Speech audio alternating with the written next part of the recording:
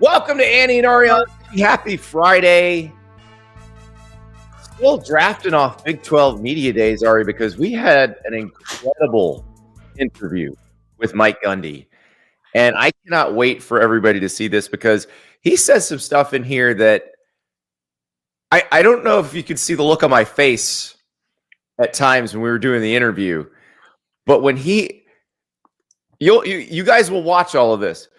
But when he's talking about what his attitude was toward NIL and the transfer portal up until about 18 months ago, I was legitimately shocked.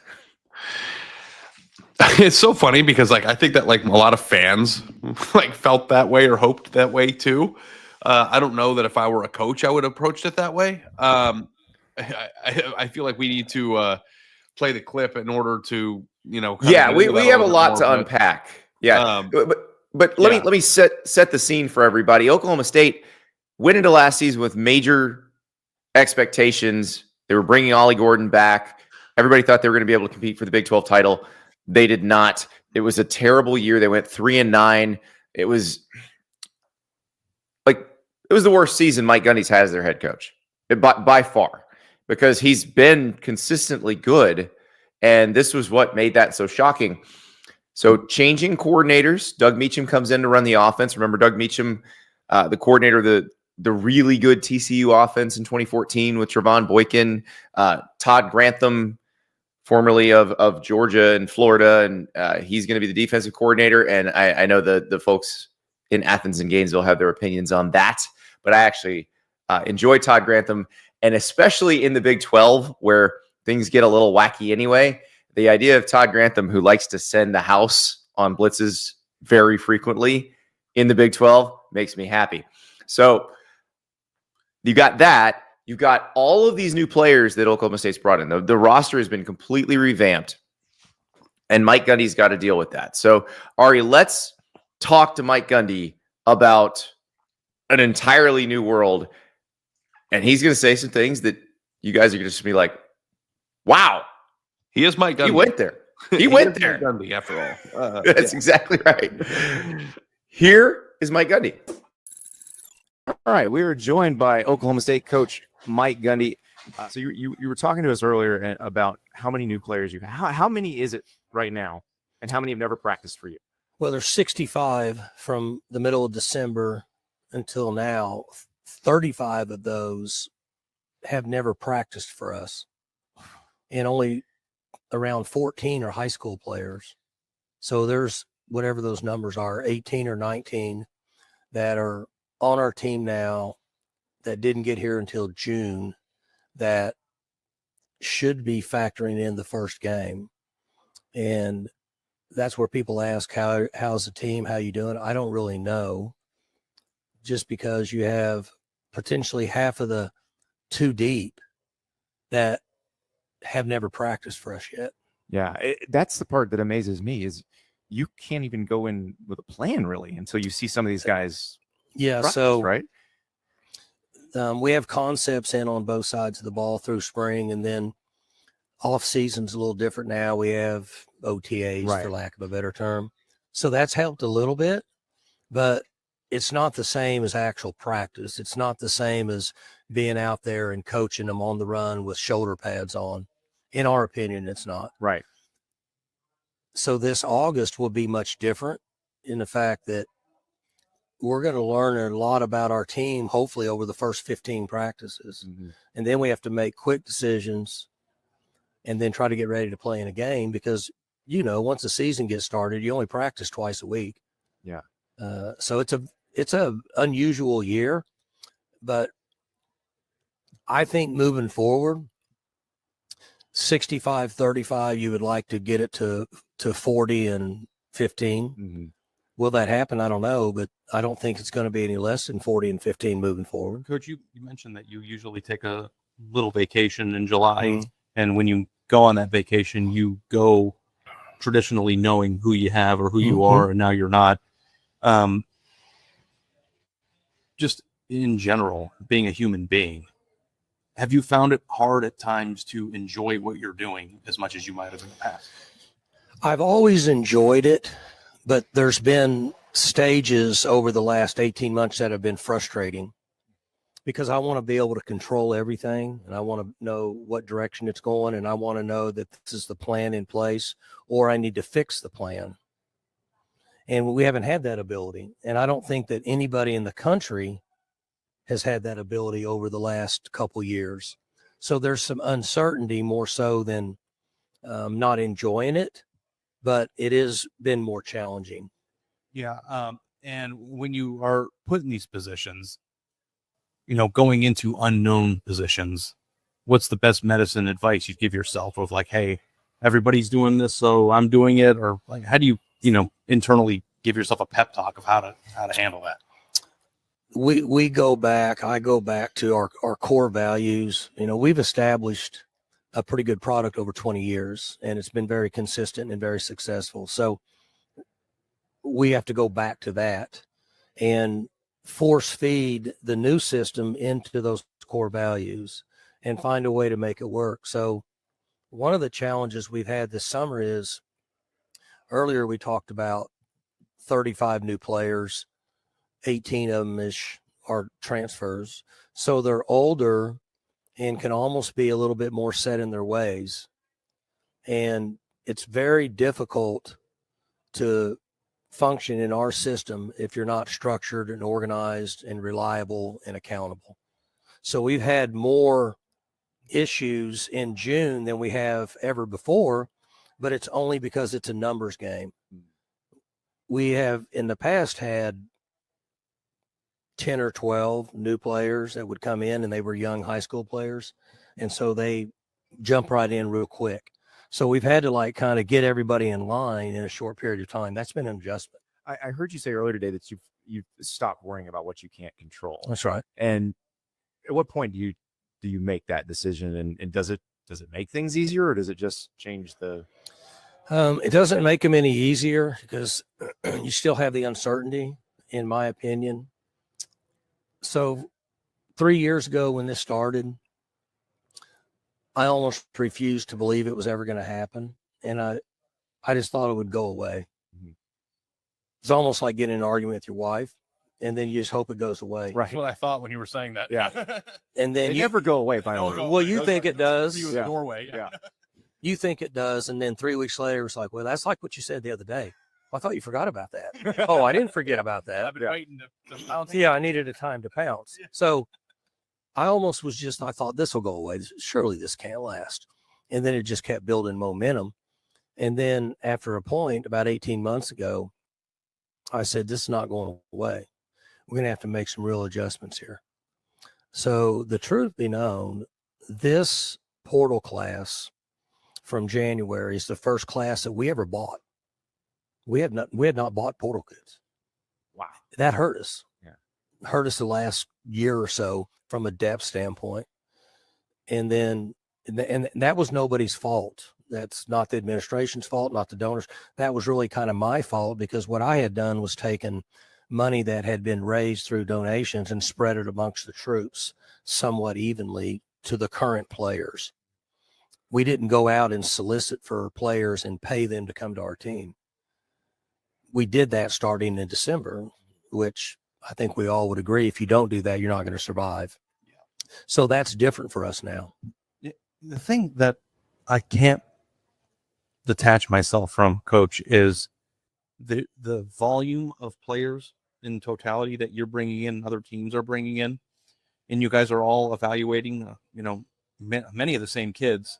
And a lot of times who you get and who you don't get comes down to financial factors that you can't control. That's right. And then based on the players that you do bring in, it almost feels like you're spinning a roulette wheel to me with how many players are coming in. How many hits are you going to get? There's a lot of truth to that. So I'm wondering, like, in 2015, it was very easy to differentiate who's a good evaluator, who's a good recruiter, and, who ran a program. Now it's kind of like, who's lucky enough to hit the 00 on the wheel this year and get the 5 guys in the portal that everybody wanted at a bargain, and they hit, I don't know. Is there some randomness to this? There's a lot of truth to that. Now, there's going to be a group of portal players, 30 of them, that would be similar to when the NFL drafts players on the first day, the first round, it's going to be a really, really high percentage of those players are going to be successful. So let's say 30 players a year in the portal, that now just becomes who can outbid each other. Then there's going to be about 200 of them in the next group that fall in your category, that it's going to be based on evaluation. They're going to get similar money up front and contracted, very similar to each other. Can you persuade them to come? The money's not that different. And then can you make the good decisions? And then there's another 100 of them behind that could potentially be sleepers that you have to try to find. Like we took the young man from out there in the northwest part of the country, George Fox University, ended up being a really good receiver for us. Yeah. Well, we got him for free because nobody else really wanted him. That's where you got to try to make your money, and at Oklahoma State, because we're not going to be in a position to just outbid for the top 30, 40, or 50 players. We haven't been in that. Now, how does revenue sharing affect that? I don't know. That's supposed to put some sort of equality on it, but we'll see. Right. Coaches always find loopholes. We tried the NIL 3 years ago and we saw what happened. There were schools paying what? Whatever was NIL to begin with. Yeah. Right, it was always 30, 40 million for a Just roster. paying for And really what Coach Prime said in the roundtable today, to a certain extent, he's accurate. I mean, the percentage is that if we don't create a system similar to the NFL, if you win the Super Bowl, you pick last. If you finish last, you get to pick first. Mm-hmm. So we balance our rosters, and then the money is very similar, right, with the exception of what free agent can be. But for the most part, it's similar. College needs to instigate and to build that type of system, so we don't have the same 4, 5, or 6 schools that pay the most money at the end of the season in the playoffs. How does that manifest in actuality? How would you do that? Well, you got to restructure the system, and you got to admit that the players are employees, and then you can build a collective bargaining. We've all talked about it. Yep. But you have to admit they're employees, and you could actually have a salary cap if you they can do agree it all. to it. Yeah. And you need that, and then you need an entry salary cap. Like you need an entry Wage level scale, for a high school player coming in, because it's not sustainable. So that'd be richer programs that everybody's spending equity. Well, and that's what we've been talking about. Like when you're trying to decide how much you're going to spend on a freshman offensive lineman, I mean, you could be sinking money because that kid may not play. Right. And there's a value that they have that most schools will come up with. It'll be very similar, but then somebody might just say, well, forget it. He's worth $1 million. We're going to pay him $1 million. Yeah. Well, they're going to get him. And right now that's in place. And that's what we want to try to eliminate as we move forward. Because Victim spending. In the long haul, what we need the viewers who pay the bills to want to watch college football. And if we're not careful and we create a lot of discrepancy with 10 or 12 teams, and then you have another 30 or 40 that are really 18-point underdogs on Saturday, then people change the channel, and now we got real problems. That's my opinion. Well, this is you've said it probably a lot more plainly than most coaches would, but I'll be interested to see if anybody listening. It sounds It's like a common sense deal, right? So we don't use a lot of common sense. do it. So. In the world, people don't use common sense. Yeah. Like education's awesome, but common sense can take you a lot farther if you just think things through and give a little and then realize, golly, that's not going to work. The reality of it is, and I've had to accept this, and I think you agree with me on this, Andy, is that the administrators and the suits of college football are placing a fat wager that there's nothing they can do to get people to throw on the chin. That's what they're doing right now. They've already messed up the conference alignment. They've got a West Coast team and every year. postseason, the everything that they have done. Can I ask you a question?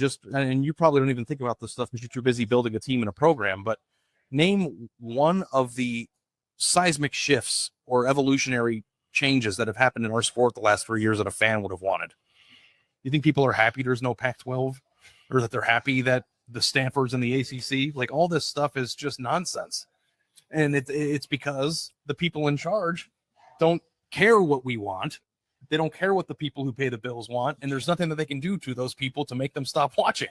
So if what you said comes true, the whole Jenga tower is going to fall over, but I don't know that that's going to happen. The one thing that can really factor in this is that for coaches, athletic directors, administrators, donors, in my opinion, it's not sustainable what's happening. Right. There's too much money involved.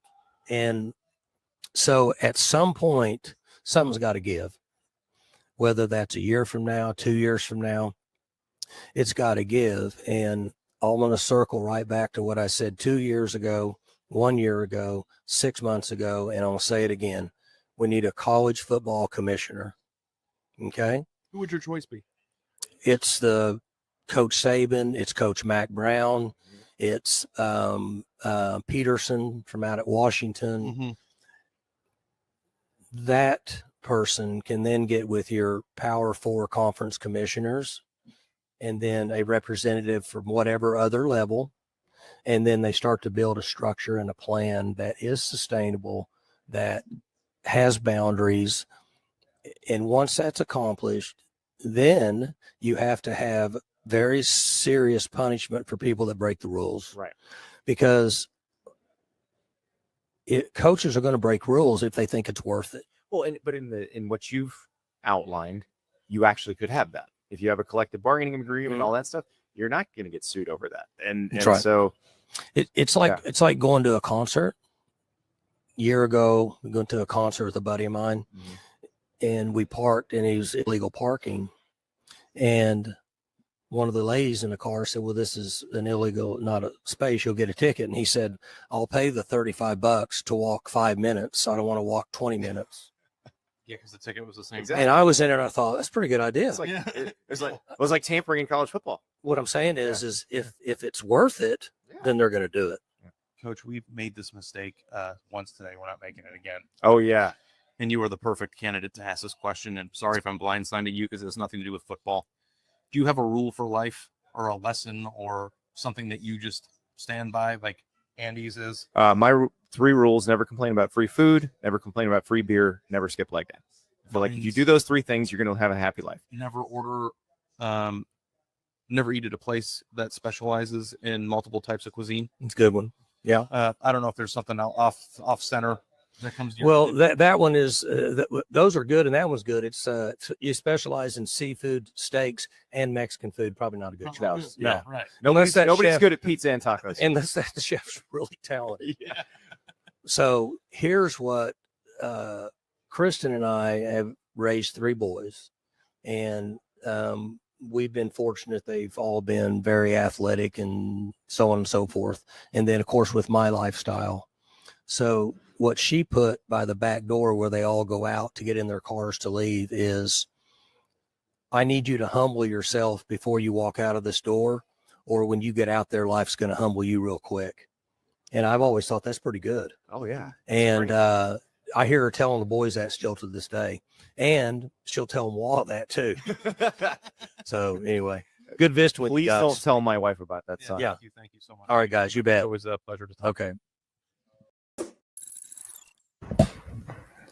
That is Mike Gundy. The sign may or may not be on the way. So where do you want to start with that? I want to start with the portal and the notion that he thought NIL was going to go away and they didn't need to do the stuff that everybody else was doing in the portal. And he said he realized that 18 months ago, which to me, if we do the math on that, means basically when he got his team together for spring practice, he realized this is not going to be a deep enough team to be competitive. Yeah. So I think fans kind of hoped it would go away in the sense that it would not completely alter the paradigm of the sport. But like as a coach, I don't know what he hoped, like what would going away look like or consist of. Like that's the thing I'm kind of confused with. Did he think that people were going to stop wanting to get paid money? Like Or did he think that rules would be put in place to stop people from getting paid money? Like it's just like, to me, the most important thing about being a college football coach is the ability to adapt, recognize imminent change, and be prepared for it. And I think Oklahoma State ultimately paid the price for not adapting last year. Now, if the consequence of that is one bad year for a coach that's been as consistent as anybody in college football during his long tenure, I guess you can like overcome that. But I'm just kind of surprised because like NIL isn't just a bad storm that you can just lock yourself in your room and hope that, it'll be sunny tomorrow type of a deal, like, Well, so like, I didn't know what that really meant, to be honest. And I also wonder if he thought, I don't know if I can compete in this environment. And that's why his initial response was what it was. Is I don't know if we're capable of competing in this environment. And I think they are. I think if they were the thing is, Oklahoma State, obviously they had the T. Boone Pickens money, but you look at the history of Oklahoma State, it's not what some of these powerhouse programs have been. But from 2005 on, like Mike Gundy was really competitive in a Big 12 that had Texas and Oklahoma in it. Like I think he may be not giving himself enough credit there, where they weren't exactly in the best position to win then, and they still won. So why not figure out how to win now? Yeah. And the thing that's interesting though, Andy, is that like there's not a lot of teams in his conference that are in much more advantageous positions to begin with. Like we know Texas Tech is kind of leading the way right now. right. Like, I don't know that if you're Oklahoma State, you go, well, Kansas State, Iowa State, Houston. Yeah, you're not fundamentally different from Kansas State, Iowa State, Kansas. Yeah. I mean, if you go down the list, is Oklahoma State that much different from Baylor? Like, I don't know. Maybe they are. Maybe I think, Oklahoma State's got more alums. I think Baylor probably has richer alums. Yeah. But yeah, BYU probably is the only team in the entire country, or especially in this conference, that faces a unique challenge that no one else is facing. And the funniest part about it is they might be the wealthiest. Like that's, outside of Texas Tech, but even more, BYU's Mormon church is worth billions of dollars. So, but like Oklahoma State shouldn't feel like it can't compete with Utah, Kansas, Kansas State, Iowa State, Houston, Colorado, and Cincinnati, right? I mean, it's right there. So, well, and so here's my question now. Now that they are playing the same game, because his superpower was evaluation and development. The development part, okay, you can't do that in this environment. Like you can't bring somebody in and have them go into Rob Glass's strength program for 2 or 3 years and emerge as a starter, as a 2 or 3 year starter for your program that way very often. You'll still be able to do that with some people, but not that often. But the evaluation part of it, which I think most coaches would admit, Mike Gundy is much better than most coaches at evaluating players. Can he use that superpower in the portal to build a competitive team? I am fascinated by the number of players on his team in July that he hasn't had. It's crazy. To me, what he said about hoping it would go away is probably the most, what did he just say, comment of the interview. But I think the thing that about that is like we kind of knew it based on what they did. Like it's not like we learned anything. We saw that Oklahoma State was kind of behind the party on that. But the evaluation piece is so interesting because you better be good at it. Because if you bring in a bunch of players, 35, he said, that haven't practiced yet, and you're wrong, your team is going to stink. I mean, that's half the roster. I mean, like, and they have to be ready to play in game one, and they have to figure out a way to mesh those guys and get them to gel in a 3-week period. Especially considering the fact you don't really practice that much, in the actual and you see who they got week 2. Like, yeah. I mean, on the road. Yeah. Yeah, they got to go to Oregon. So this is this is going to be really interesting. And also, I think this team could change a bit as the season goes on, because what you think you have coming out of camp might not be what you actually have, and you kind of figure it out as the season goes on, or you have an injury or two and you have to make changes and you end up finding what you really are. But you're right, Ari.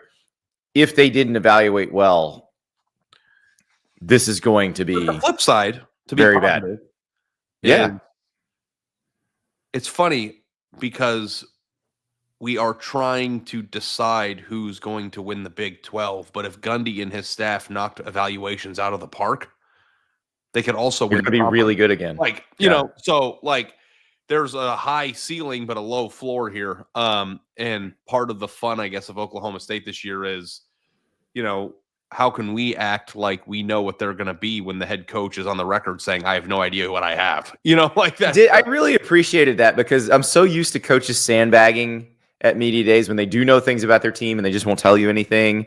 Or you get like the old Will Muschamp when he coached at Florida, he'd get up at SEC media days and just filibuster by going down the depth chart. Like Mike Gundy can't do that. He just can't. He's like, I don't know. I'll let you know in about 3 weeks.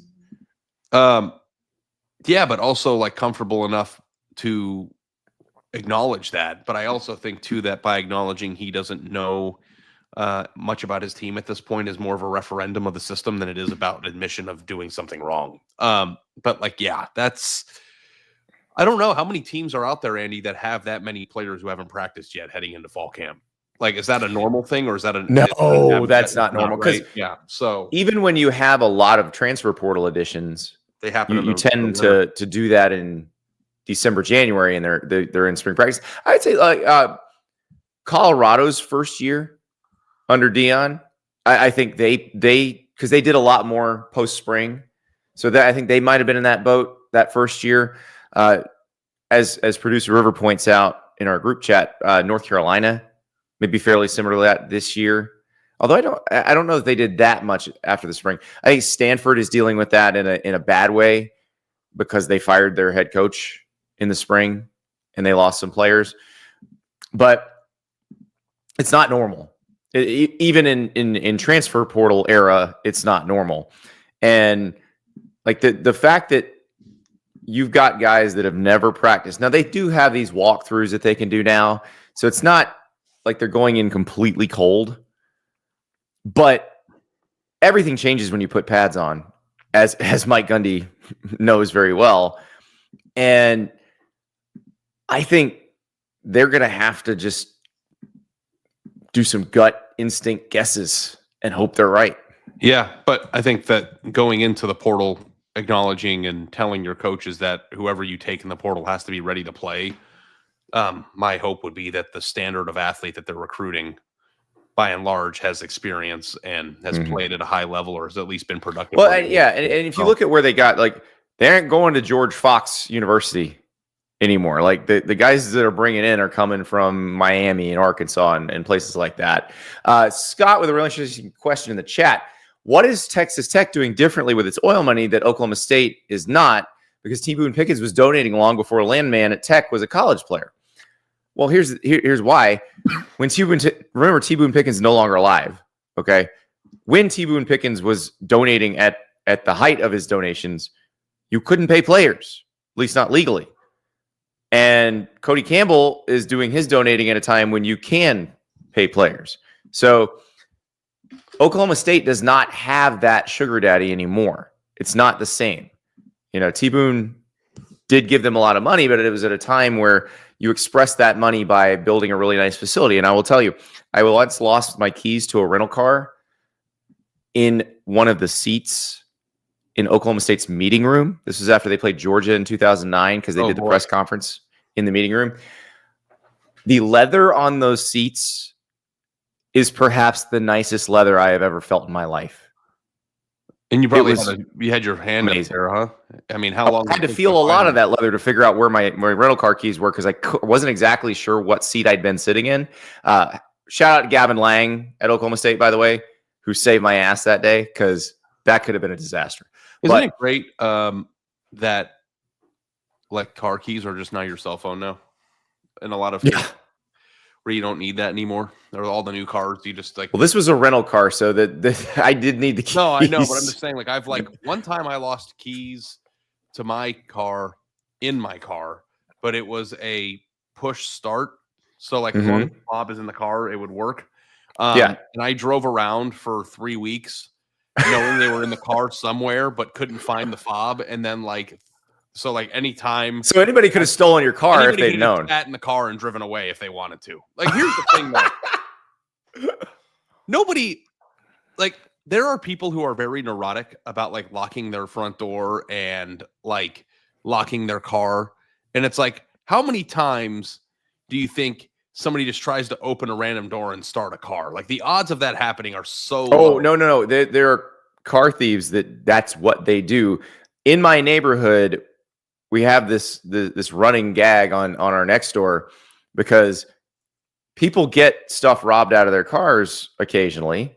And it's not because somebody smashed a window with a brick and took something. It's because some dumbass left their car unlocked in front of their house with stuff that's valuable visible. Like, and they'll post on Nextdoor, I don't know what this world's coming to. This happened. And everybody's like, you're a dumbass. Take your stuff out of your car and lock it. But how many cars on an annual basis do you think are stolen because somebody left their fob in with no valuables in it and someone just got in and drove it away? Do you think that's like a regular thing? I think it's a higher percentage than you think. Okay. How many times do you think somebody breaks into someone's home by opening their front door because it was unlocked? Also a higher percentage than you think. Oh, I would think it's like 0%. Oh, no, higher percentage than you think. Like, criminals, I think the movies have sort of jaded us. We think every criminal is Kaiser Soze. Most criminals are stupid. Like, they became criminals because they're stupid. Andy. And they're gonna take the easiest route to. They also became criminals because they're gonna take the easiest route to anything. If I like went out of town and I forgot to lock the front door and I was gone for 4 days, I don't even think I would be anxious about it. We got a swanky neighborhood. Now, I will say the ring cameras and everything. I don't think the ring cameras and all that help. Yeah, but like, think about it. Like, we have a ring camera, and like, who is entering somebody's house in the middle of the day if they don't know anyone is home through the front door? Like, that's just an insane Well, thing. you also live in Texas, and I live in Florida, and there is a certain element of danger to just walking into somebody's house. I mean, one time I like accidentally walked into the wrong apartment, and it was humiliating. Like, I can't imagine. Yeah, but like if you walk into my house, and if you walk into my house in the middle of the day because the door's unlocked and take stuff, like, you deserve it. Like, you are like a, you know, you may get shot. That's the thing. Like, where we live, if you walk into somebody's house, you may get shot. So that's what I'm saying. Just the threat of intruding into somebody's home, even if there's no forced entry, the threat of that is so high and so stupid that people you would think that they would. The car thing is much easier because there's nobody there. They're not going to shoot you because they're not there. On cars, though. And I don't know how Grand Theft Auto works. Do your penalties in car theft range based on the value of the car you stole, or is stealing a car? Well, I don't know what the thresholds are in every state. But I know, like, in Florida, the threshold for for felony theft is very low dollar. But what I'm saying, in Florida, any car that works is probably going to qualify. What I'm asking is, if I stole a Honda Accord in Florida, or I stole a Bentley Continental, same crime. The penalty the same. So yeah, same crime. For me, it's like, if you're going to steal a car, you might as well steal one that, would be either fun to drive or worth more, right? Like, no one's going to steal my 2020 Jeep Grand Cherokee, which is the most boring car ever created. Like, they are. The most commonly stolen car was like a Toyota Camry for the longest time. And why? Because it was the most common car. Yeah. I don't understand why you would do that if the penalty is the same. Because you're not a criminal. You're not stupid. I know. But like, you're like, I'd steal the $400,000. Also, the $400,000 car probably more secure. Yeah. Than the Honda Accord. No, I know, but like, would you rather steal like a Porsche Cayenne or a Jeep Grand Cherokee if it's the same penalty? Like, I would steal the faster, nicer one. But which one's more available to you? Which one's more likely to have the dumbass owner who didn't lock it? That I disagree with. I don't think how much money you have has any bearing on how stupid you are. But I'm saying it's a numbers game. We're doing the math here.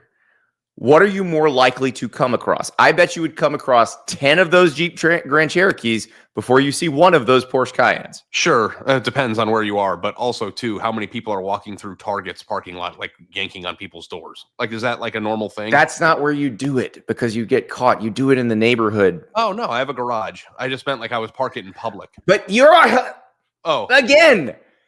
smart. Okay.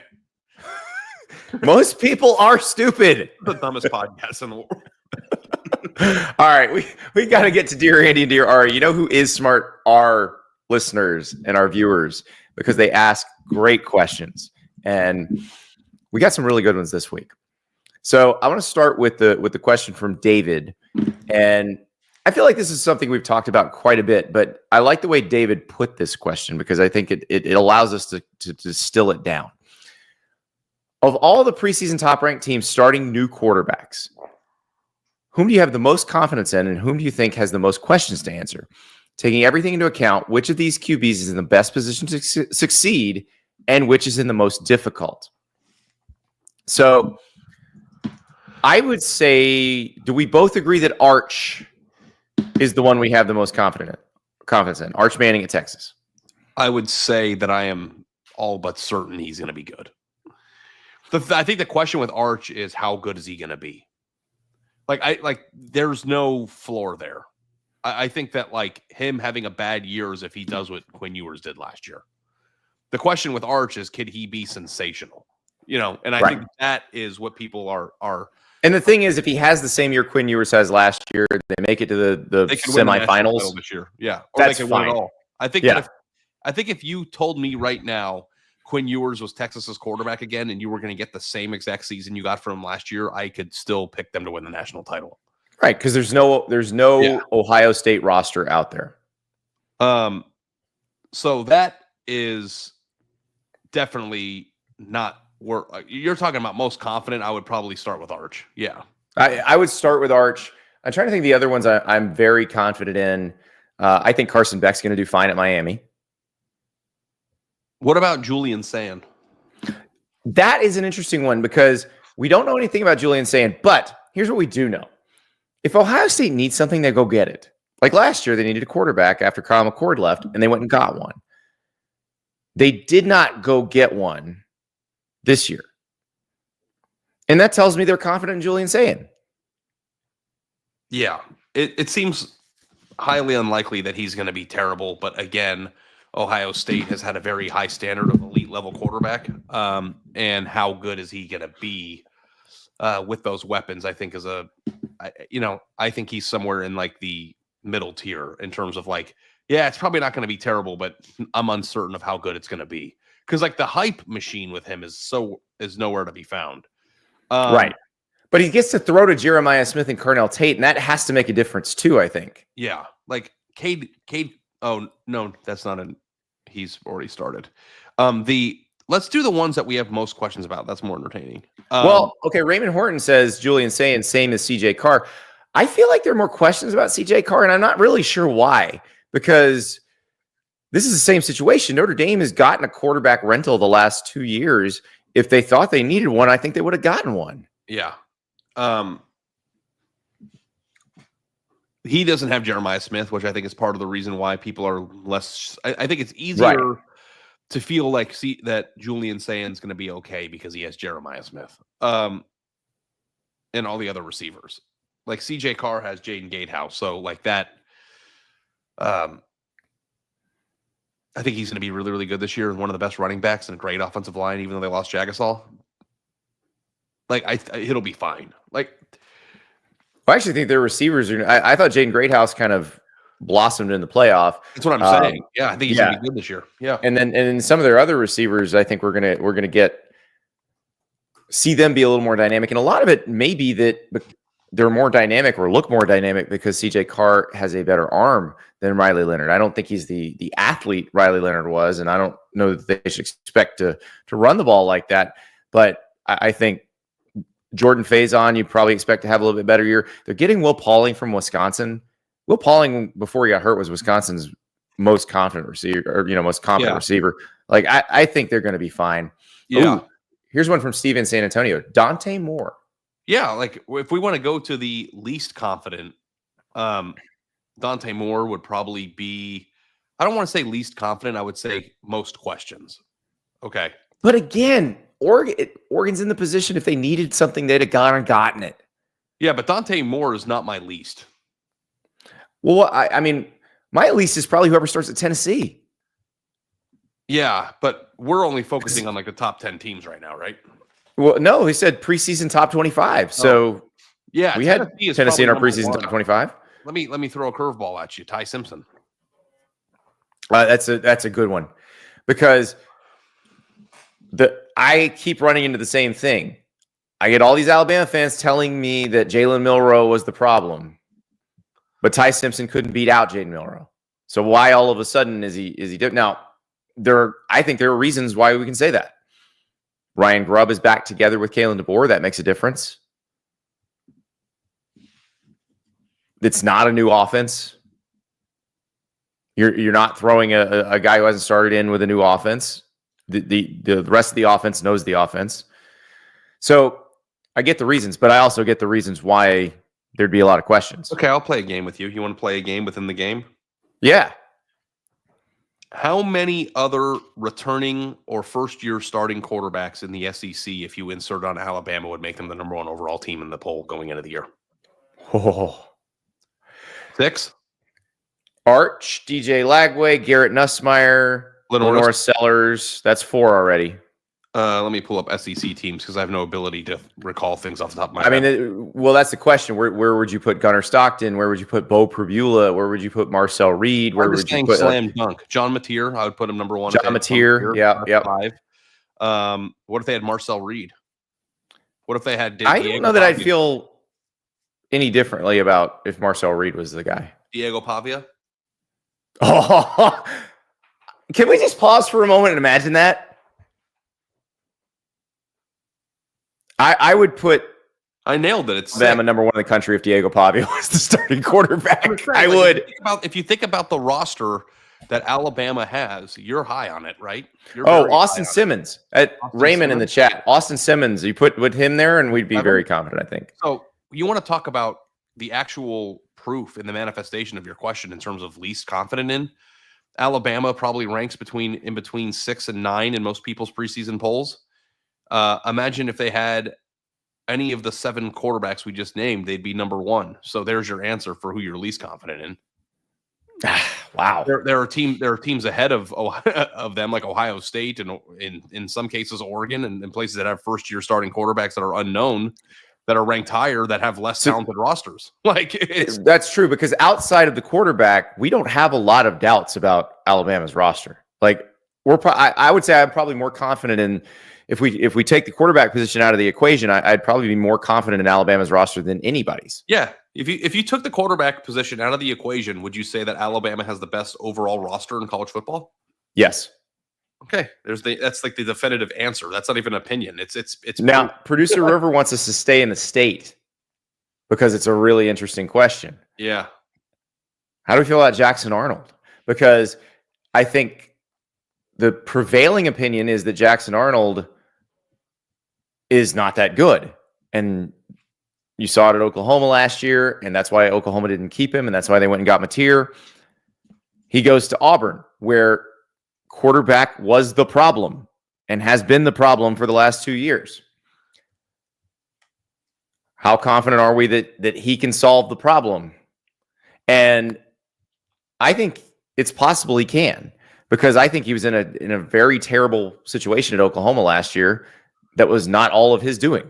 I think the thing with him that isn't quite the same as some of the other guys we were talking about is that people assume he sucks. So his level of competence and what he needs to do in order to be a passable quarterback is much lower than some of these other guys. Like if Ty Simpson plays like Jackson Arnold played last year, he'll cook the entire thing. Like if Jackson Arnold plays like he played last year, then they'll go to somebody else, or that's what you do. They took a risk in the portal on a speculative asset, and that speculative asset didn't pan out. So in terms of like, but that, I guess that's not the question. The question is, do you have questions? Yeah, I have a lot of questions. I have tons of questions. Very good, but plenty of questions. Yeah. So Nerf in the chat brings up something interesting, and I want to chew on this one for a second.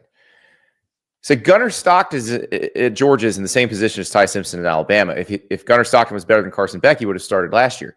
Okay, but here's the thing. Carson Beck could have come back. I guess Jalen Milroe could have come back too.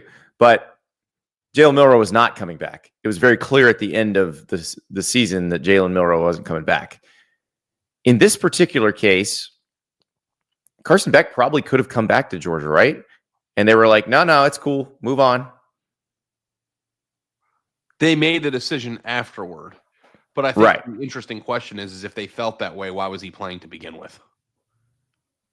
Yeah. Unless you can make that decision at a intersection in the offseason. And remember what Jake Rowe told us last week. Georgia did pursue Fernando Mendoza. Yeah. I mean, listen, Andy.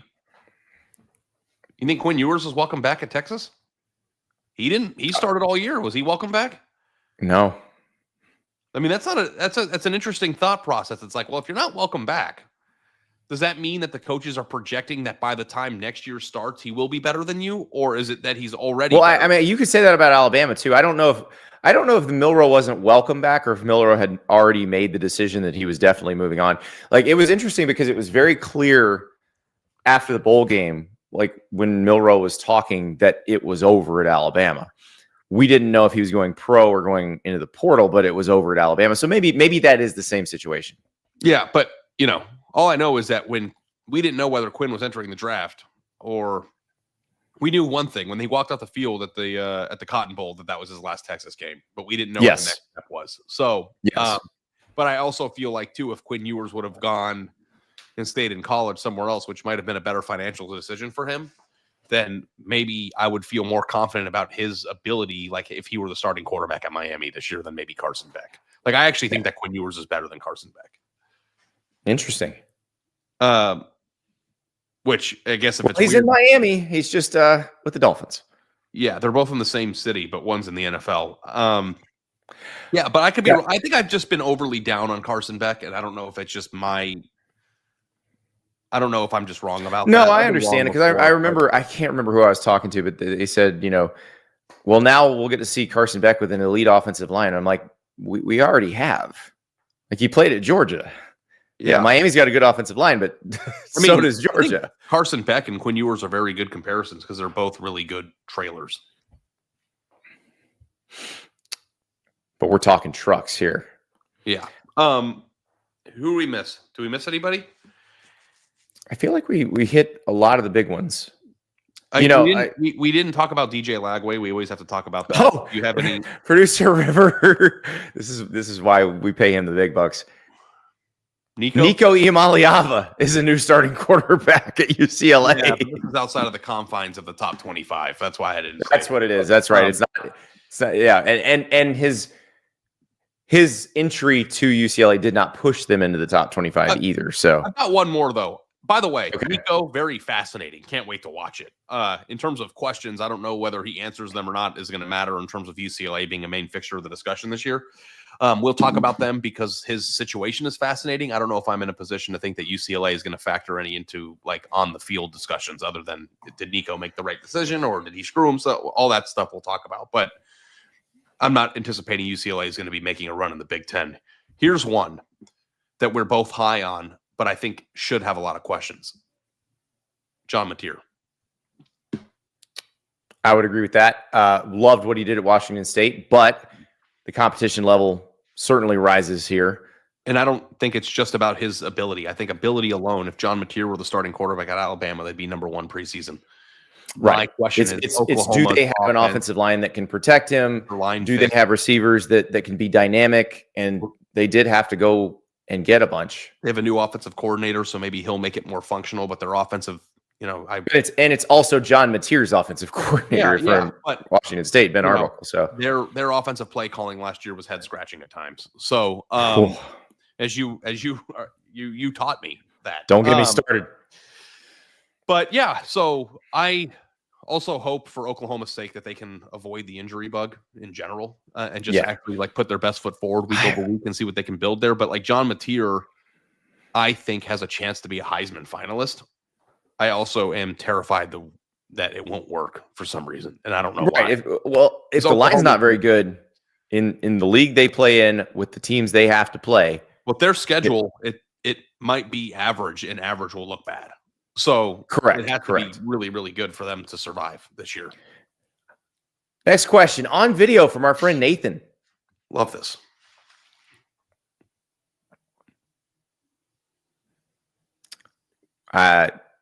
We got no audio from Nathan. Let's do a next question. We'll get back to Nathan. Sorry. All right, next question. Nathan's question will come. All right, we will. We will. Though, huh? Oh, he's in Prague right now. Yeah. Like that's a hell of a vacation. All right, next question is from Dan. I have 2 sleeper playoff contenders from the Mountain West. These are 2 teams I would put some spare shekels on to make it. San Diego State and San Jose State both have a path to that 12th spot in the playoff this year. San Diego State has Cal as this Power 4 team, and then they play Boise and San Jose in conference. San Jose has Texas, but they avoid Boise and UNLV in their conference play. Since the teams play each other, I believe the winner has a chance to make it with some chaos around them and some consistency in the program. Do you have any other sleeper G5 teams for the playoff? I'll throw one out there. Yeah. USF. So they've done a pretty good job since Alex Golish has been there. Byron Brown getting hurt at the beginning of last year hurt them, and they weren't as consistent as they could have been last year. But USF opens with Boise State in Tampa. You beat Boise State right off the rip, and you got a good shot. Now, they also have to play Miami. So I don't think you have to beat Miami, though. I think if you beat Boise State, play competitively against Miami, and win the American, I think you'd have a very good chance of being that playoff team. Yeah. You know which one that I'm really interested in, and we have spent 0 time talking about? Oh, I'm sorry. USF also has Florida. That's right. They're Florida's second opponent. Yeah. Now, I don't think you have to win either of those games. I think you need to be competitive in those games. What about Dan Mullen out in Vegas? Oh, well, listen. I'm excited to see what he does. Got Anthony Calandria, the Virginia transfer, and Alex Orji, the Michigan transfer, as your quarterback. An elite last name. It seems like UNLV had a really good team last year, and I'm not 100% certain of how much I know they lost their best player to the NFL, Ricky White. But this is Dan Mullen's like bread and butter, man. Yeah, scheming it up. No, I think at this level he has a chance to do really well. Producer River asked if Tulane's going to get any love. Tulane is being picked to win the American, so I think they don't count as a sleeper. I mean, unless every G5 is a sleeper team. What about James Madison? James Madison plays Louisville and Liberty in the non-conference. I think James Madison's a really interesting one because, and I had them in my projected playoff that we did because if they can win the Sun Belt, and remember last year was tough because look at all of that Kurt Signetti took with him to Indiana, and then Bob Chesney still won 9 games in year 1, so they could definitely be the best team in the Sun Belt. That's certainly possible. Yeah, and then if they could beat Louisville, I think you have to beat Louisville, but that's probably doable. No, they beat Liberty and they play a competitive game against Louisville. I think you have to beat Louisville. You do? I do. Well, the Group of 5 team that made it last year lost their only. That's true, but it was it was a one touchdown game against Oregon. How many other Power 5 or Power 4 teams would they have lost to playing that way? 3. Probably not. Yeah, they would have won that game against almost anybody else. That's for the first month of the season too, if you remember. Yeah. But yeah, I mean, I guess like we could reformulate the question is, do you have to beat a power conference team from the G5 to get there? See, that's where I think USF's interesting because I think if they beat Boise State, then they don't have to beat Florida and Miami. Now, they can't get blown out by Florida and Miami. Yeah. But they don't have to beat them if they beat Boise State. I think that's what makes that situation different. Yeah. But Raymond Horton asks, who's JMU QB? You know who it is. Oh, You know who it is. Matthew Sluka. Sluka Doncic, baby. That's right. Reunited with Bob Chesney, where they played together at Holy Cross. So they didn't play together. Bob Chesney was his coach at Holy Cross. All right. We have Nathan's question ready. Does it work? I'm in Prague on vacation, and I have an important Big 12 question. Go back a couple years ago, and everyone was talking about Dave Aranda like he was some kind of savant coach who was going to take Baylor to the national championship. But they've kind of been middling the last couple years, and I have a very serious question. Have we come back down to earth on Dave Aranda? Do we still think he's incredible, or have we realized that he's just an okay coach? Ari, we spent a good 20 minutes with Dave Aranda the other day, and I am definitely not out on Dave Aranda. I think he's a very good coach, and I think Baylor is going to be one of the better teams in the Big 12 this year. Yeah. I mean, like, he was on the hot seat at some point last year, wasn't he? The beginning of last year. He started last season on the hot seat, basically coached his way off. Dave Aranda is interesting because he is one of the more unique personalities in the entire sport. And I was joking. There's no one else like him. And I said this to his face. Andy was my witness. I said, Dave, if coaching, turns out to be something that you don't want to do anymore, whatever, on the football field, you would be a tremendous life coach because, like, I find you to be a very soothing free thinker.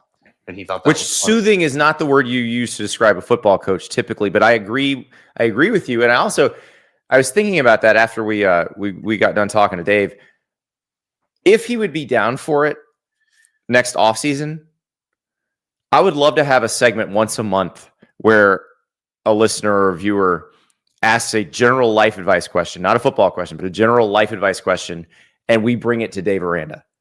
Because I think his answers would be fascinating. I feel like if I got into a lot of trouble or I was in a tough spot, that Dave Aranda would be somebody I would want to tell about and, like, hear him and, like, have him in my corner.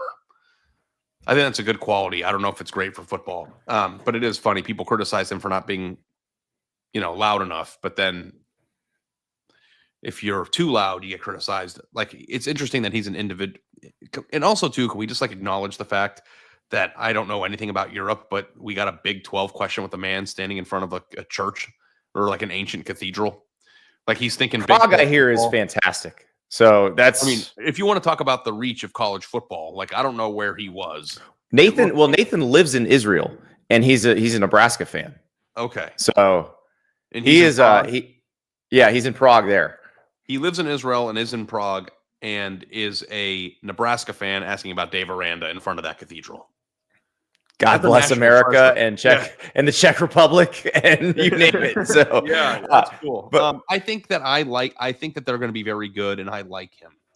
And there are coaches in this sport that are easy to root for, and I think that part of the reason why people thought he was a genius is the case with him. He has a lot to prove, I think, this year, and he knows it too. Yeah, I think so too, and I think they know a lot more this year now. Interestingly enough, we started this show with the discussion of Mike Gundy saying, hey, we're buying portal players for the first time. It was Dave Aranda who made those headlines last year at Big 12 Media Days, where he basically said, we weren't paying players at all. And that's why the offensive line was bad. Because it is kind of funny that, like, a few people in the Big 12, like, effed around and found out what not doing that meant. And I think Baylor was one of them 2 years ago, Oklahoma State last year. But, like, both of these coaches have invested in their roster. And the one thing that you can say about Baylor that you can't say about Oklahoma State is they feel really good about their quarterback going into the year. Yeah. Sawyer Robertson was awesome through the end of last year. And the difference this year and last year is that this time last year, you were starting with a new OC in Jake Spavital. So you didn't know exactly how the offense was going to gel together. They brought in Daquan Finn from Toledo as a transfer. The idea was he would be the starter. Sawyer Robertson had been, at Mississippi State. He went there to play for Mike Leach. Mike Leach passed away. But the thought was Finn was going to be the starter. That's not how it worked out. Finn played, but Robertson took over, and Robertson never let it go. And Robertson, I think, now enters as one of the better quarterbacks in the Big 12, if not the country. That's right. So we we have a lot to watch, and of course, Calvin Simpson Hunt too. Yeah, well, I'm excited to watch that Auburn game because we're going to find out a lot about two really interesting teams going into the year. Oh, that Baylor Auburn game is low key the most interesting game in week 1. Sneaky good game, and it's on Friday night before the game starts, so it's going to be good. Yeah. So as far as Aranda goes, I still think because he's unconventional and does not sound like your typical football coach, everybody wants him to fail.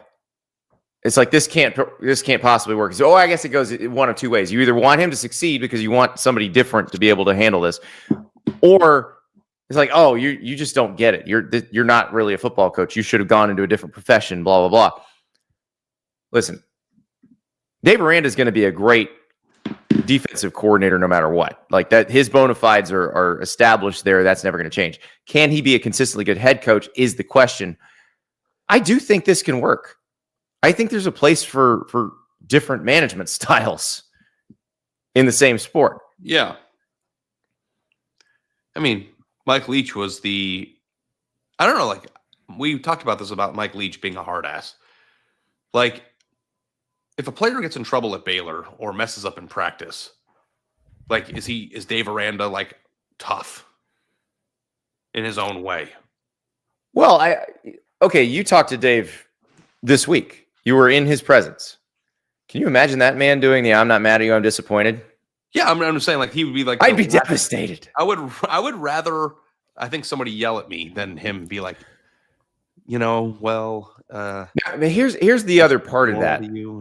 He has assistant coaches who are more conventional personalities, and they do yell. Like it's not like you go to Baylor and it's like, oh, it's okay, you dropped the ball, you blocked the wrong guy. It was the wrong. It'll be okay next time. That's not how it works. You do get yelled at. Also, my understanding too with Baylor is they've got pretty stringent rules on like attire in the football building and like trying really, really hard to make men out of these guys. So it's not met with force, but it's met with a different avenue.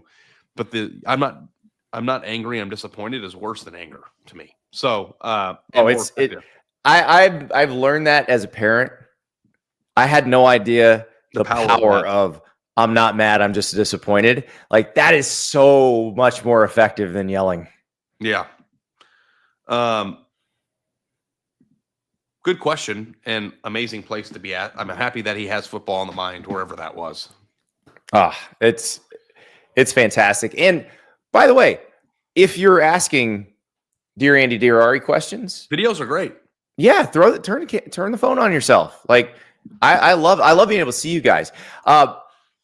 We got a random ranking, and it's in honor of our pal Spencer Fano, the right tackle at Utah, who's going to be a first-round draft pick, singing secondhand serenades "Fall for You." Do we have a little piece of Spencer singing, River?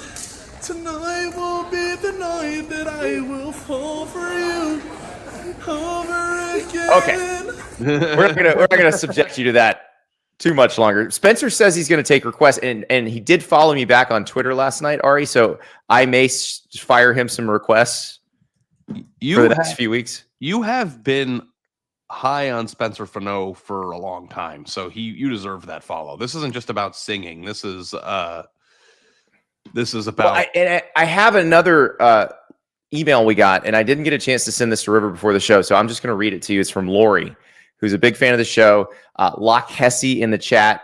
She's a stylist, so she's not always able to do the show live because sometimes she has clients coming in, and so she's dealing with work. But she sent me an article from Atlas Obscura where they had a linguistics professor analyze the Blink-182 accent because you asked about the emo accent. Yes, on the show. I've been reading through this article. It's amazing. Like I'll tweet it out later today, but it's spectacular because there's so much thought that goes into this, and it has to do like he gets into Led Zeppelin, how Robert Plant trying to sing in an American British people trying to sing in an American accent, and then how Californians tend to speak, and how people say caught, and then like it's fascinating, but it does maybe explain that a little, because I think the emo accent is a branch of the pop punk accent. The pop punk accent is what you get from Blink-182, from Billy Joe Armstrong, from Green Day. Yeah. But the emo accent's a little more elaborate version of that. Yeah. Yeah. So, in honor of that, and Spencer Furneaux dragging the last dying gasp of emo back into the mainstream, we have to do our top 5 songs that we are embarrassed that we love. These are songs. Brian Bishop, who's a podcaster out in California, Ball Brian, he calls them tool tunes. They're songs you love, and you would blast them in your car, but you would never blast them with the windows down because you wouldn't want anyone to know that you love them. And so producer River has done his list. I've done my list. Ari's done his list. Before we start this, though, I'm going to tell you I have no shame at all about it. I know. I'm not I know. embarrassed at all. Yeah, Like, this there are was ones that I tough. think I should be embarrassed by. I'm not embarrassed by what I like. I'm terribly embarrassed by this. Okay. Because I have very embarrassing choices is my problem. All right. I will start with number 5. Lips of an Angel by Hinder. I love this song. So this is the I'll problem. sing this at the top of my lungs. This is the problem with what I already know what's going to happen here. I have no idea what song that is. It's really good to hear your voice saying my name. It sounds so sweet coming from the lips of an angel. Here it is. Okay. It's early 2000s cock rock. It's an objectively horrendous song, musically speaking. It is about a guy. I don't know if he's having phone sex or just talking to his ex with his girlfriend in the next room, but they are definitely having a conversation over the phone with the guy's girlfriend in the next room, and the guy is wishing that he was not near his girlfriend. In order for us to not break copyright, I'm going to mute us, and then you guys talk, and I'll listen to these songs as we go, because I want to hear if I've heard this. He's definitely heard this. Yeah. He's had to have You heard couldn't this. go in a mall from 2000 to 2005 without hearing it. But yeah, that one was, like Nickelback was getting huge in that era. Yep. You'll never find anybody who admits that they like it, but they love that song. But it's interesting because like my son and his friends, because their strength coach plays it in the weight room, now unironically love it. And it's sort of like the Creed thing. Like people my age will blast Creed while they lift because they are ironically squatting to Creed. The younger generation thinks the most manly thing you can do is squat while Scott Stapp sings higher. Yeah. I can attest. I mean, my generation thinks the same thing too. So Yeah, you think we actually liked Creed. This is the best group of people to do these because it's 3 generations of people. So, okay, Yes. River, you do your number 5. all right, my number 5 is "Glamorous" by Fergie and Ludacris. Oh, that's a good song. Glamorous. If you ain't got no Flossy. money, take your broke ass home. I actually could picture you like being like really skinny and getting out of the shower and wrapping your towel around your waist and standing in front of the mirror and just singing that song. Are we in the trust tree here? Yeah. So the first year that River and I were together, on signing day, I was actually in New York because we had scheduled a family vacation to New York. When I didn't work at this company, and we didn't cancel the vacation. I was like, "Oh, it's signing day. I work for On3 now. I have to work, so I'm going to work, and you guys go do whatever." We had a thing where we were connected on StreamYards. River and I were waiting on a coach to pop in for an interview, and I had to go do something in another room. And River starts singing at the top of his lungs. The genre I believe just be called white girl pop. And my son walks into the room and He walks in, listens for a few seconds, comes back over to the other room. He's like, "Dad, I think River's singing White Girl Pop at the top of his lungs." Probably. So this is a thing that he does in his own time. Yeah. But I mean, I guess we could go to my number 5, which falls under the same category. Mhm. Mine's Bed Chem by Sabrina Carpenter. This is the best yacht rock song of the last 20. First of all, this is not a bad song. This is a great song. But for a 40-year-old man, 38-year-old man. Yeah. Oh yeah, if you get caught singing this out loud, you're in trouble. Boy with the white jacket and the thick accent. Ooh. You know, I'm into that. The line with camaraderie. Yeah. No. She's very lyrically clever. Let's just say that. The reason why I started listening to Sabrina Carpenter was because I was trying to find non-rap music songs to play with my daughter in the car.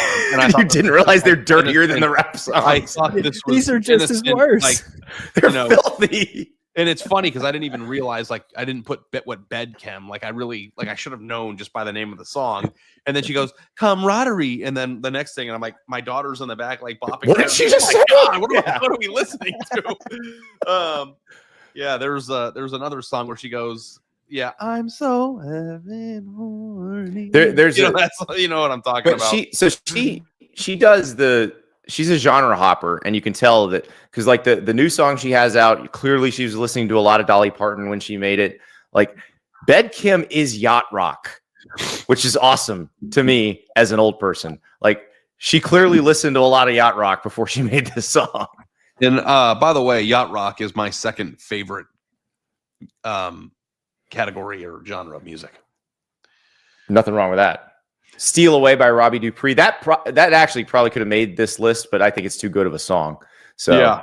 Okay, Andy, you're 4.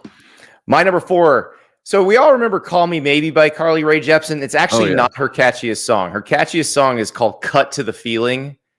And it is it is designed for 7-year-old girls. I heard it in I can't even remember the name of the movie.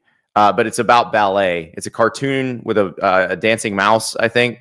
And my daughter watched it when she was young, and they play this song in the climactic final scene.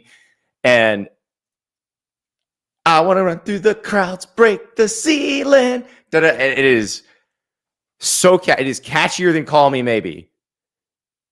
I cannot get it out of my head if I hear it. Ari seems to like it. But it is so cheesy. That's a good song. I'm listening to it. It's a good song. So cheesy. Yeah, the only Carly Rae I know is Call Me Maybe. So Right. It's catchier than that. Why did it not? What's your number 4? Why didn't it get like? Was it a hit? Like Call Me Maybe was everywhere. Well, this one didn't. It never took off. Yeah. Okay, River, go ahead. my number 4 is from the summer I graduated college, and it has made its way into a Taco Bell commercial, and it's Bad Idea, Right? See, that's a good song. Like Olivia Rodrigo's songs are just good songs. Yeah, but like I'm not you gonna can't be sing playing it. that around my friends or nothing. That's like the song that like Will would hear me singing in the background. Yeah, but this is a song about hooking up with an ex. Yeah, that's kind of so it's kind of like Lips of an Angel on that front. It is. All right, what's your number? I'm trying to play these songs because I haven't even heard this. The last 2 This songs is a good one. Heard. Okay, it's fun. Put up my list, River. I don't remember what number. Karma Chameleon by Culture Club. Pull up my list. Karma Chameleon. Such a good song. You come and go. And it's funny because I've listened to the song 29 million times because my daughter likes it for some reason. So like we listen to it in the car all the time, and I just think it's super, super catchy. And like again, embarrassed that you love, not embarrassed by it, but you might not think I would love. See, I wouldn't put this is just too good of a song. Like, yeah, but the quality of the song, like it's got a great harmonica in it. Yeah, I know, but the Boy George thing, I don't know. Like people might be like, "Wow, I can't believe you like that song." Do you really want to hurt me? Do you really want to? I mean, it's a banger. That's all. To be clear, I'm not embarrassed by anything on my list. So, like, I'm not embarrassed at all. I just don't think you get exposed to the level of cheese that we do, and I don't know why. But that's okay. So, I mean, like, here's my problem. When I'm in my car, and I don't know about you two, maybe you more than River because he wasn't in the generation. But even dating back to 2003 and 4, when I first got my driver's license, I've never been a radio Speaking of Olivia Rodrigo songs. Yeah, I've never been a radio guy. I always want to be in control of yes, what I'm that listening explains to. And I have my phone plugged in at all times, and now I'm either listening to songs that I like or that I know. I'm not really exposed to other. The only time I've ever really been exposed to other people's music is when I met my wife and we listened to her music when we're in the car together, and she likes country. So like that, but like these kind of songs I never would hear. Well, I am glad you brought up your spouse and their musical tastes, because that feeds into my number 3. My number 3 is Ghetto Cowboy by the Mo Thugs Family. Song's a banger. I don't know that many people know this song. I'm sure everybody remembers Bone Thugs and Harmony, The Crossroads, First of the Month, you know. So Mo Thugs Family is the extended Bone Thugs and Harmony universe. So this song, Ghetto Cowboy, Crazy Bone, who is one of the core members of Bone Thugs and Harmony, he starts it off, but then he hands off to basically the Bone Thugs JV for the rest of the song. And it is a fantasy about being cowboys in the Wild West, except you're rappers. And there's also a noise that appears in the song multiple times of a horse going. Stop the horse. Whoa, Nelly. Yes.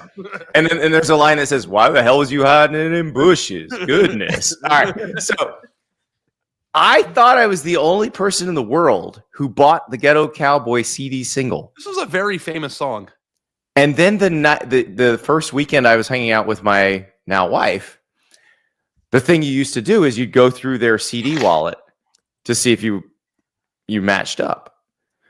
And I was very impressed that she had the greatest hits of Van Halen in there. But I found out she was the only other person in the world who bought the Ghetto Cowboy CD single. And I knew that we were meant to be together right then. Remember when they used to charge $4.99 for a single song on a CD? That's all I remember. And they put the instrumental on there. That's what I paid at Target for Ghetto Cowboy.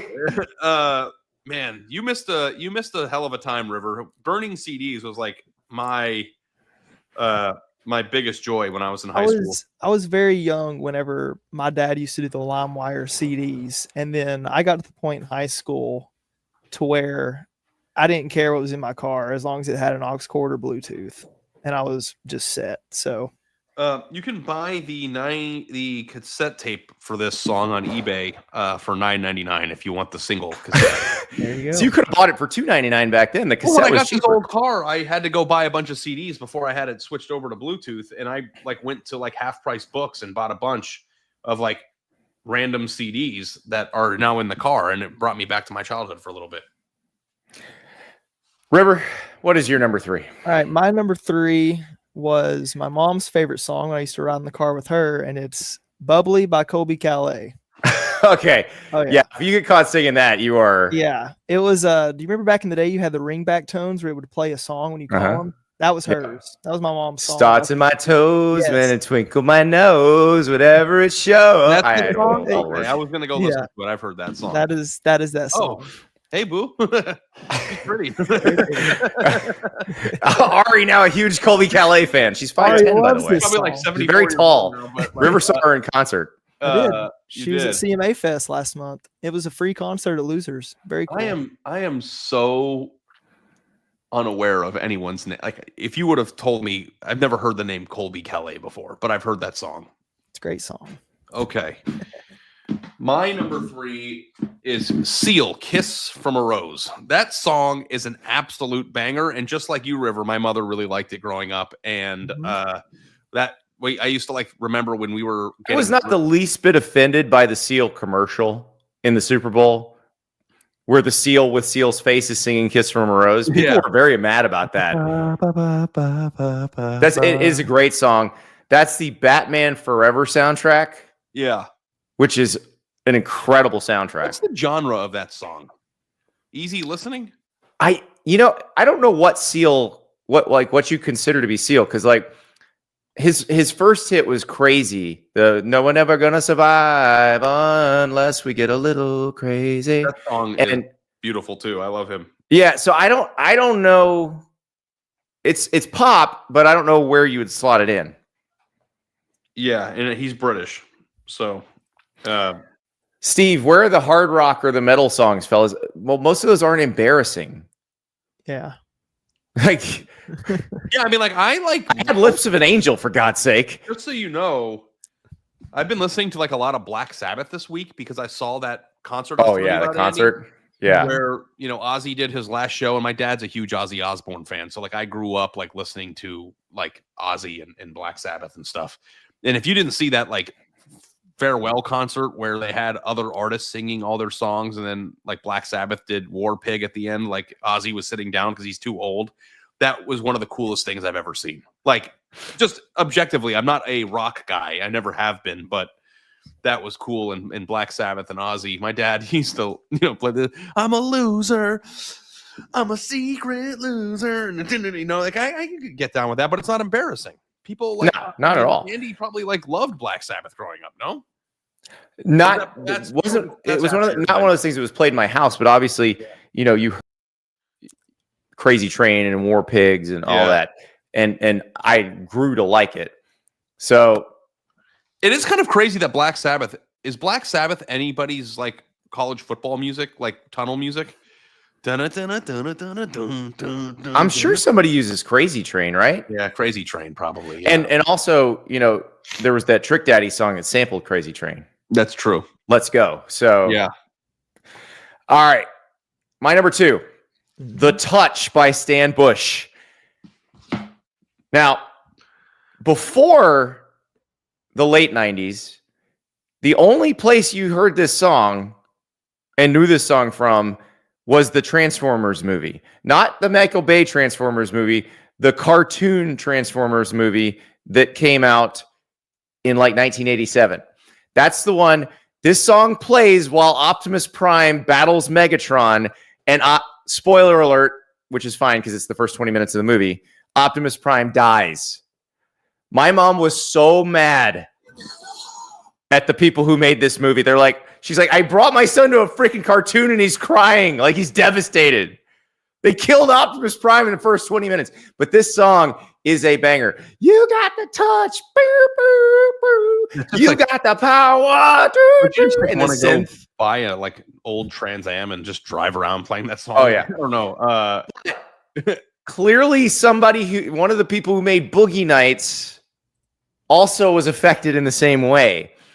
Because there's a scene in Boogie Nights where they're doing a drug deal and the guy is singing and I think Dirk Diggler actually tries to sing this song in Boogie Nights. So it is the cheesiest 80s song possibly ever, except for my number 1. The synthesizers, all of it, the soaring chorus. It's a terrible song that I love. You've got the touch. I've heard that song 100 times. All right, yeah. River, you're number 2. All right, my number 2 is definitely shows where I'm from, and it's "She Thinks My Tractor's Sexy" by Kenny Chesney. This is the song. This is the kind of song that we are talking about here. Yeah. First of all, this song sucks. Second of all, Kenny Chesney owes the Jimmy Buffett estate 50 cents on every dollar he's made. Because this is the kind of crap Kenny Chesney was making before he realized that he should be dime store Jimmy Buffett. She thinks my tractor's it. Yeah. And first of all, in the cars or I know Kenny Chesney's from Corrigan, Tennessee, but do we actually believe Kenny Chesney has ever been on a tractor in his life ever once? Just for the music video. River, have you ever been on a tractor? Yes. I grew up in a very rural area. It's a hard word to say. What were you doing on it? Were you like partying on it, or did you actually use it? No, it was like the Kenny Chesney video. Yeah, like my grandfather had a friend that lived on a farm that we would go fishing at, and he just said, "You want to come up on the tractor?" And I was like, "Yeah, sure." Okay. Yeah, I've never been on a tractor before. Believe it or not. No way, not you. But yeah, she ain't in the cars or pickup trucks, but if it runs like a deer, her eyes light up. This one, my number 2, great song. I think everyone likes it. Rick Astley, Never Gonna Give You Up. I Like The Rich Rolling song. By this, never gonna give you up, never gonna let you down, never gonna run around and desert you. Everybody likes the song, right? Made a comeback here. Everybody loves this song. And if you've the song Betty by Young Gravy that samples this song is tremendous. Yeah. Again, not embarrassed. Shouldn't be embarrassed. Yeah. I am maybe a little embarrassed. Yeah. I mean, I don't know. Like if you were, We've here's known the each way I other tried- you know for so long. how I tried to do it? This is how I envisioned this. If I were sitting at a stoplight with my window down Yeah. and I was alone in the car Right. and a beautiful woman pulled up next to me, looked over and heard what I was listening to, what would I be like? Oh God, like this is embarrassing. Oh, you'd roll your window up very quickly with this. Yeah, one. right. Like which songs would make you want to roll your window up? Yeah. And that's what I was saying, Ball Brian, the Tool Tune concept. Yeah. That's exactly what this is. All right. My number one, perhaps the most embarrassing song to sing out loud in front of other people in the history of the world. But only people from a certain age will remember this one. Waiting for a Star to Fall by Boy Meets Girl. This song came out in the late 80s. It was on pop and kind of adult contemporary radio constantly. So what my mom listened to in 1988, this song was playing every 5 minutes. And it is awful. It is synthesizer and sax. It's got a sax solo right off the bat. And then it's waiting for a star to fall. Carry your heart into my arms. This song slaps, dude. I like the song. I like it. Like, Cars listening to the sax solo right now. Yeah. No, I get that. And when I get to my number one, like these songs are all like very catchy and very good. Yeah. But again, like if you're listening to it at a red light, this is red-blooded American music. I guess the thing that would be embarrassing, I did get like Seal, Kissed by a Rose. He's a Brit. Like that's embarrassing, right? Like we're better than everybody else that's not from America, right? Can I say that? I mean, Seal's awesome. He married Heidi Klum too. Yeah. I have no notes for Seal. He's done fine. Yeah. But like All right. Seal isn't from here. Yeah. People from Boy Meets Girl are from here, and that's better. I don't know. Kenny Chesney seems more red-blooded American than Seal. That's all I'm saying. I don't know. I mean, Kenny Chesney's a capitalist for sure. So. all right. My number one is Pocket Full of Sunshine, Natasha Bedingfield. I figured somebody was going to have this or Unwritten.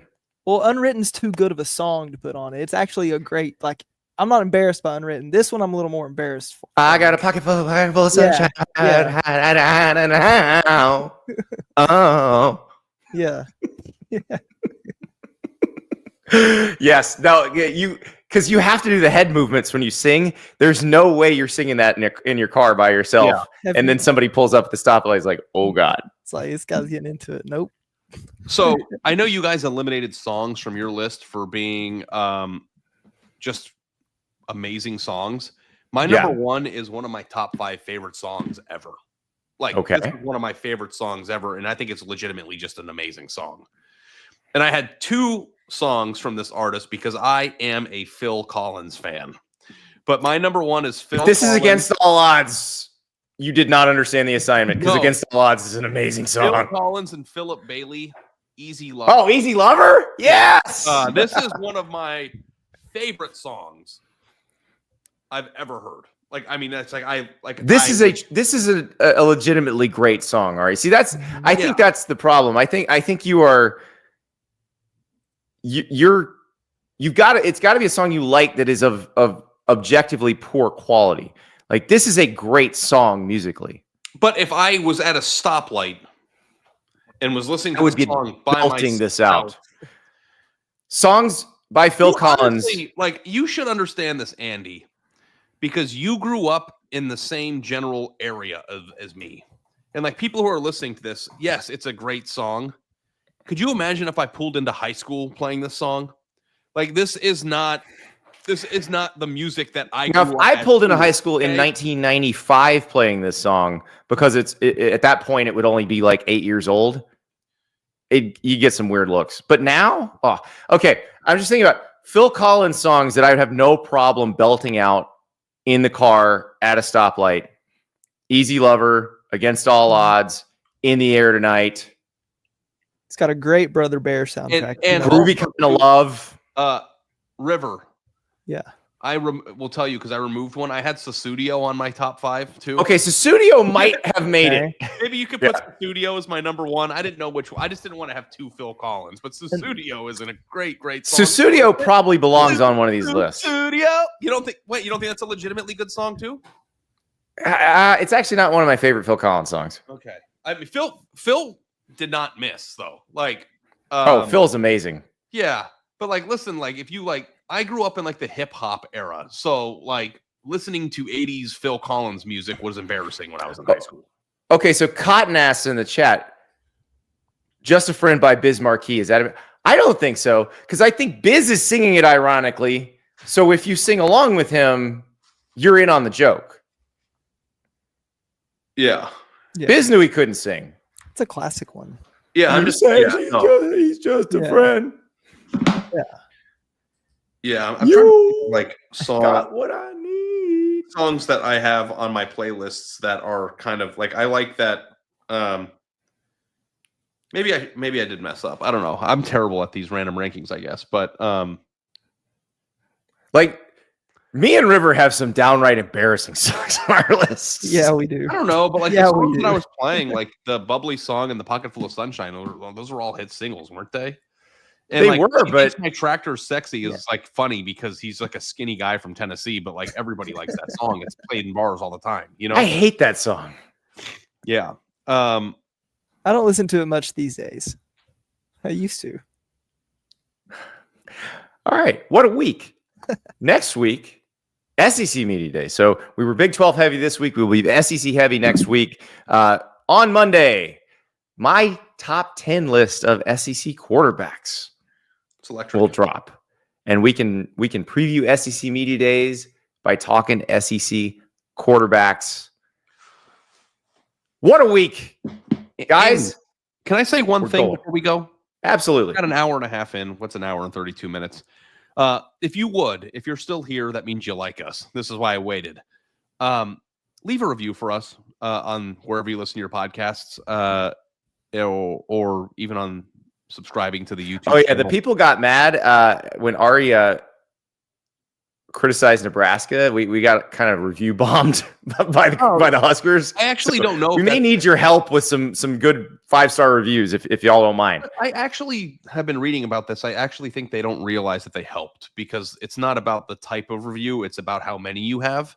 Oh, So if okay. you leave a Well, bad review. thank that you, means Huskers, then. irrelevant. Yeah, like Northwestern, like Nebraska, actually, I think helped us unintentionally. But anything that you can do to prop up the show's relevance, if you could leave a 5-star review, that would be great.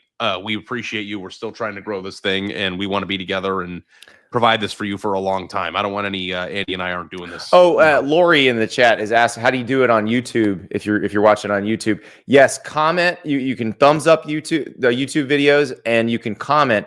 And YouTube does appreciate the comments because when you're commenting on a YouTube video, YouTube says, "Oh, you're engaged. You're so interested in this that you are leaving comments on this video." So yeah, and that's why we love when the chat gets really spicy, because that tells YouTube, "Hey, I should push this into more people's algorithm." They're because, engaged in this content. Yeah, people are very engaged. So the little peek behind the curtain. But thank you so much, and thanks for all the great questions for Dear Andy and Dear Ari, and thanks for helping us get through the off season. It's a hard time of year when you're doing college football stuff to get through the off season, but we made it. And this week was awesome getting to go out and see some people. The SEC will always bring a lot of drama, even if Media Days is kind of contrived and people are trying not to say anything. Trust me, there will be some stuff that pops. And River popped up the graphic of week 1 games that we're pumped about. And if you just want to get excited, look at this list. Ready?